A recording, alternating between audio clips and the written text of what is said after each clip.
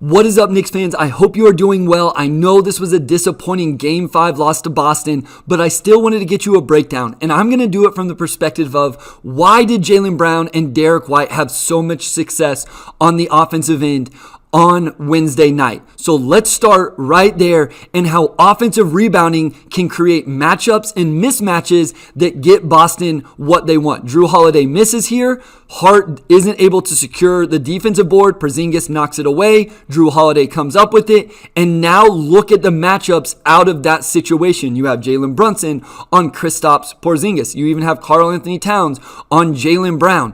And why does that matter? This is the correct scram in terms of getting Cat onto Porzingis and Brunson off. But what that also does is it puts Brunson on Jaylen Brown, who he's now able to attack in isolation, spin off, good footwork, nice left-hand finish. How about one off a free throw checkout situation? You guys know I am a huge Josh Hart fan, but there are some mistakes, and I will highlight them in this breakdown.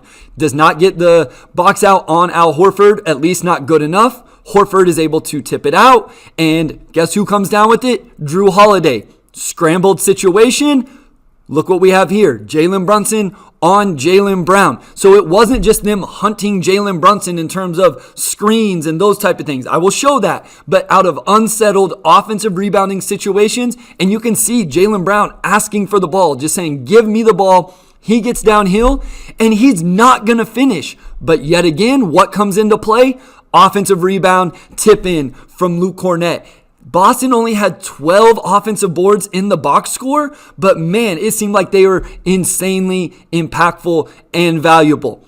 Now, looking more at the half-court defense in terms of guarding actions, Boston does a really nice job here, right? The Knicks want to hedge with Jalen Brunson to try to keep OG on him in a lot of these scenarios. Now, at times they do just switch and ask him to hold up, but when you make this screen and Brunson is this far off, he can't hedge. The only option now is going to be switching that screen. You get Jaylen Brown attacking Brunson. He's again going to miss, but look at all of the bodies Brown has brought to him at the rim.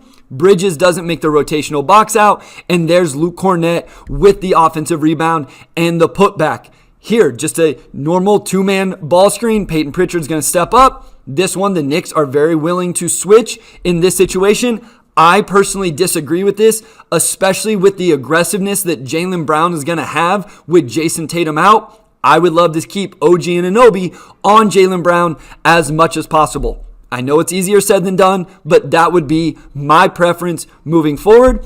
And Jaylen Brown is just able to rise up over Brunson, especially when Jaylen Brown was in this mode. You could tell he was in attack mode, and you could tell he was really feeling it. We will talk about this Spain action and traditional ball screen actions more throughout the breakdown, but we see it here, and what it does is it gets Deuce McBride on Jaylen Brown. He passes and then immediately asks for the ball back so he can attack Deuce. And again, it's not like Deuce is in bad position. It's not like Jalen Brunson was in bad position. They just don't have the size and the length to effectively contest that mid-range jumper as well as an OG Anunoby or even a Mikal Bridges. Now Jaylen Brown coming off the double screen here. First Kornet, then Hauser. Brunson is going to have to switch. He's on Jaylen Brown. And I think this is impactful because one, if you watch on Synergy, it was like 4 or 5 straight Jaylen Brown possessions, not in sequence in terms of game action, but his possessions. It was drawing fouls, like 4 or 5 in a row, including on Jalen Brunson, who we all know fouled out of this game. So it's not just Brown getting buckets. It's not just Brown creating offensive rebound opportunities. You're also putting Brunson in a situation against their most aggressive offensive player now in this series to draw fouls and potentially get in foul trouble. And then transition. I think this may be the biggest area of growth for the Knicks in Game 6, potentially a Game 7.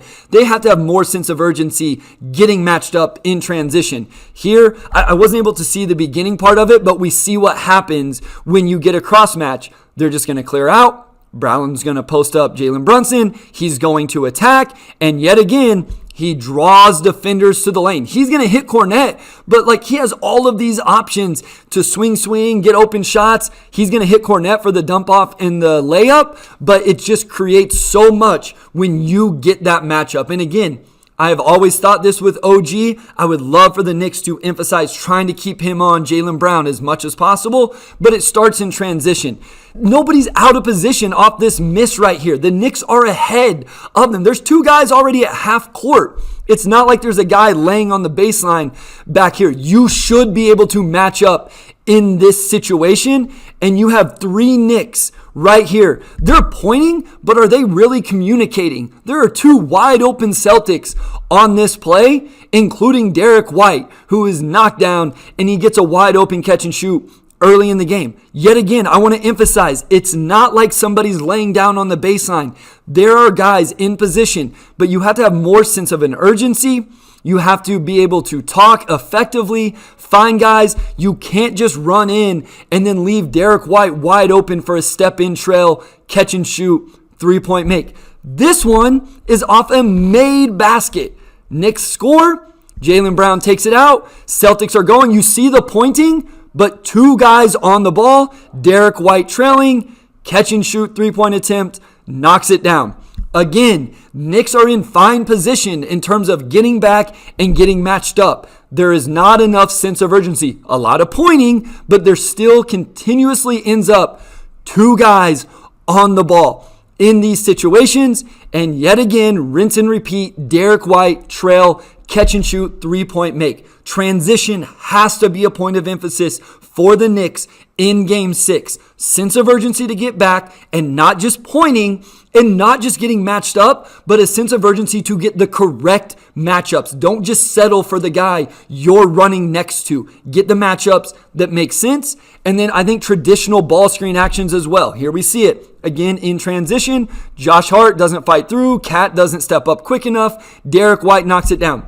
After this game, the Knicks have to know the aggressiveness offensively from Jaylen Brown and Derek White in these next couple games. Again, traditional ball screen, top of the key. Jaylen Brown breaks down the defense yet again. To me, this is an overhelp from Josh Hart from strong side corner on a Peyton Pritchard, and he's able to get the catch, knocks down the corner, three-point attempt. And then the Spain action. Knicks really have to figure this one out. So here, Bridges, I guess, is expecting help. He's not going to force him into the screen. Cat isn't there. Brunson's playing over the top. And Derek White just walks into a layup because either Bridges plays it wrong or was expecting some help from Towns or Brunson. Here we see it again. So screen. Here comes Pritchard with the next screen, and they just completely mess it up where McBride doesn't help off at all. Josh Hart's not helping on the weak side.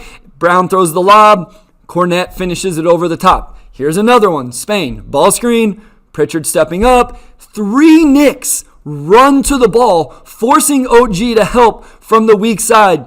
And there is not a Knick player on this half of the court on Jaylen Brown's catch because they have so overplayed this. And I feel like Boston could have just spammed this action over and over and over along with traditional ball screens. New York has to figure that out in Game 6.